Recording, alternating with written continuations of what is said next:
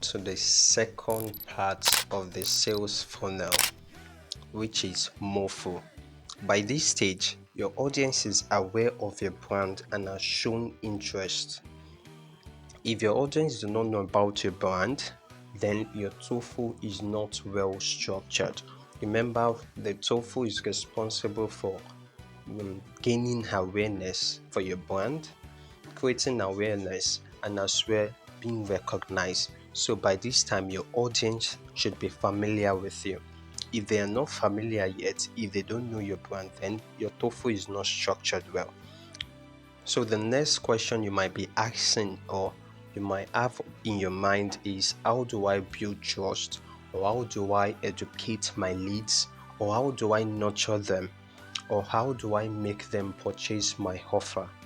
Purchasing offer comes at the end, but now our aim is to build trust and as well nurture our leads. So what will you be learning during the course of this video? You'll be learning what MOFU means. You'll be learning how to nurture your lead. You'll be learning how to build relationship and trust. You'll be learning how to bring back visitors that do not buy. So what MOFU means? MOFU is middle of the funnel. Look at the video we have at the top right there. You can see the middle there. We have the top, middle, and the bottom. MOFU is the middle part of the funnel. Remember that initially your audience are attracted at the top of the funnel. Now it's time to move them from awareness to engagement. They're now considering your solutions to their problem, and it's your job to provide them with information, value, and support they need to make an informed decision. So your job here is to engage and nurture them, right? When we mean engagement, engaging them, you are to build trust with your leads, right? Because there's something called the KLT factor. They know, they like, the trust. If you don't have these factors, nobody will buy from you. So your purpose here is to engage them and nurture them with valuable informations and consistent engagement. So the question here is, how do I nurture leads? The question might be lingering in your heart. How do I nurture leads? There are a couple of ways you can nurture your leads. And remember, leads means your prospect, your audience, your customers. The first step here is for you to create nurturing content. Right? You can nurture your leads with nurturing content.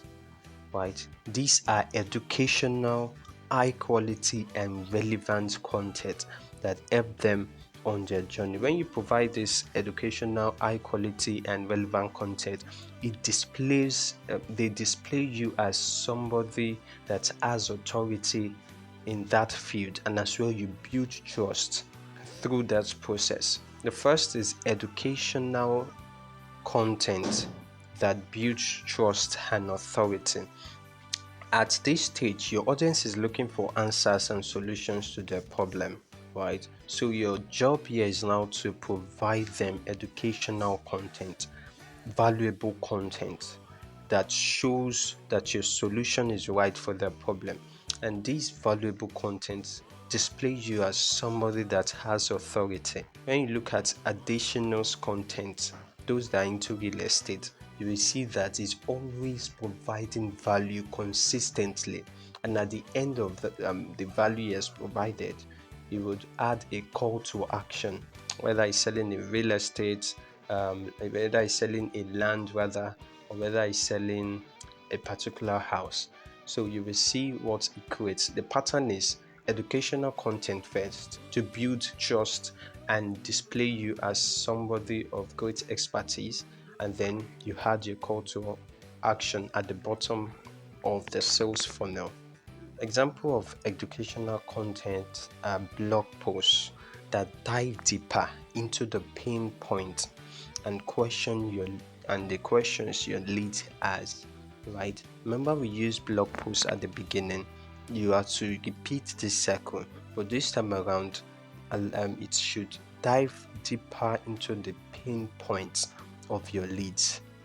right? For example, a company that generates leads the company might write a blog post that title Five Proven Lead Generation Strategies for 2023. And this post is to educate their audience on the latest tactics, right? If you're selling wigs or you run a wig business, you can write blog posts on the best type of wigs for slim girls, of four corner heads, of big heads, something like that.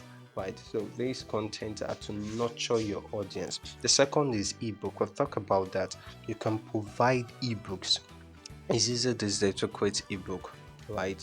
Ebook is one of the method people use to nurture their audience. It displays you um, as someone with authority. The third is email campaigns. Email campaigns.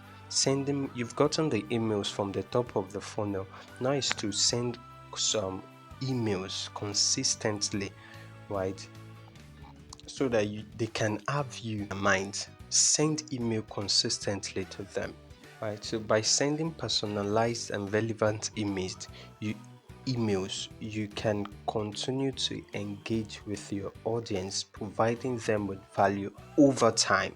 So, for example, an e-commerce company might send product recommendations based on previous browsing behavior, right?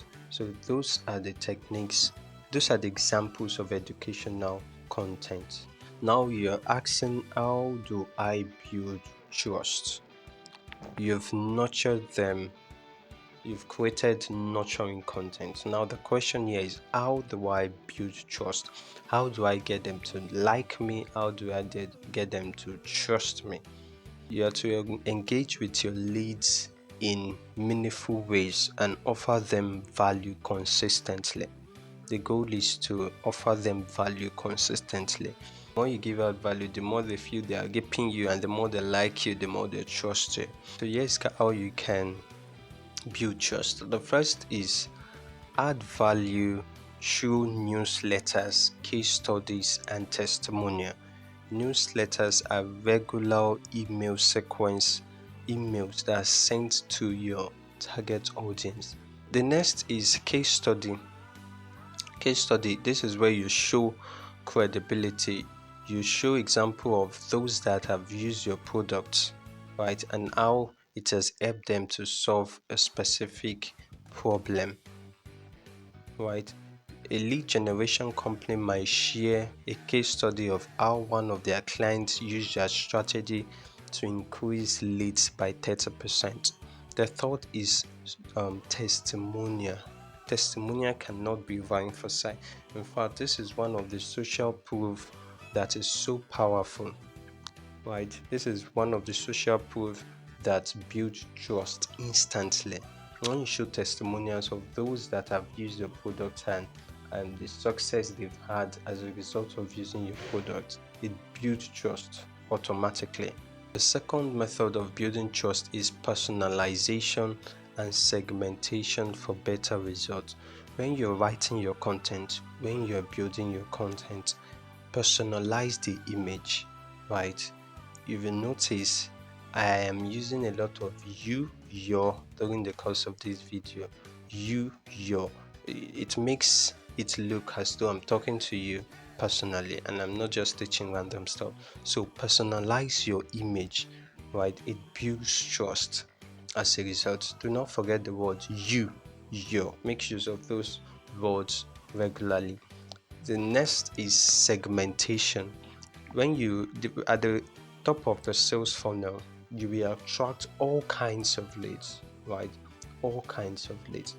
Your job here is to add your leads, add them into different segments based on their demographic, their behavior, their engagement. For example, a subscription box company might segment their leads based on their users' preference, like beauty, food, fitness, and when they want to recommend other products, They'll look at this segment. Oh, this one is into beauty. I recommend beauty products like skincare products and the like. Oh, this one food. I recommend product that falls in the line of food. I can recommend cooking recipes and the likes, and also fitness, right? So it is important to segment your prospects, your leads. So the next is retargeting campaigns too. Retargeting, there are some people that will come to your website and they will not take any action. They will not take any action, they will just leave. Right? There's a way you can reach out to those people that showed interest but they didn't take any action. They just left. Not all leads will convert on the first visit to your website, and that is okay. So retargeting allows you to bring back visitors who didn't convert the first time by showing them targeted ads on other platforms. Say for instance, a customer clicks on your Facebook ad, hops on your website, but then didn't take any action, and the customer leaves. Alright, there's a way you can show these ads to them when they log in on their Instagram. Right, this Facebook retargeting ads has these features that if they didn't take action, on Facebook, they are likely to take action on Instagram. Remember, the most successful product is not the best product, but the loudest product, right? The loudest product, when I mean loudest product that is seen often.